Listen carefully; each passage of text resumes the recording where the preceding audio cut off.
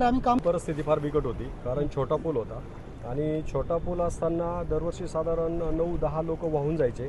तर त्यावेळेस ही जी काय आमची टीम आहे मोने राजनगरची, ही काय मी तर बसून असायची. ही रात्रंदिवस यांना एकच ड्युटी असायची, कोणी जर पडलं तर नदीमध्ये उडी मारायची आणि त्याला वाचवायचं. काही वेळेस आम्हाला यश यायचं, काही वेळेस आम्हाला अपयश यायचं.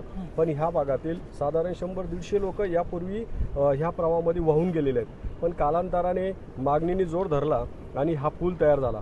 पूल तयार झाल्यानंतर 2006ला या पुलावरून पण पाणी गेलं होतं. त्यावेळेस हा पुलाचं काम चालूच होतं. त्यानंतर 2019ला सुद्धा ह्या पुलावरून पाणी गेलं होतं. तर आता स्थानिक जे आमचे लोक आहेत, समजा आमचे नगरसेवक असतील, संदीप सचिन, हे जे टीम आहे ही तर टीम वर्कनी काम करते. तिथे यांच्याकडे एक बोट आहे, त्या बोटीच्या सहाय्याने आपण लोकांना मदत करतो. पण कालपासून कोपरगाव नगर परिषद आणि पोलीस स्टेशन अलर्ट झालेलं आहे.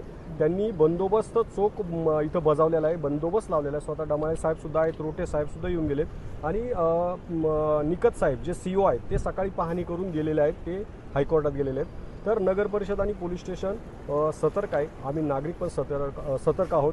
कुठलीही जीवितहानी आम्ही होऊ देणार नाही, हा आमचा प्रयत्न असणार आहे. थँक्यू. काय काय काम करतो? काम म्हणजे समजा पाण्यात लोक पडले, कुणी उडी मारली, याला काढायचं काम. डेड बॉडी असली ती समजा वरतून डेड बॉडी येत्या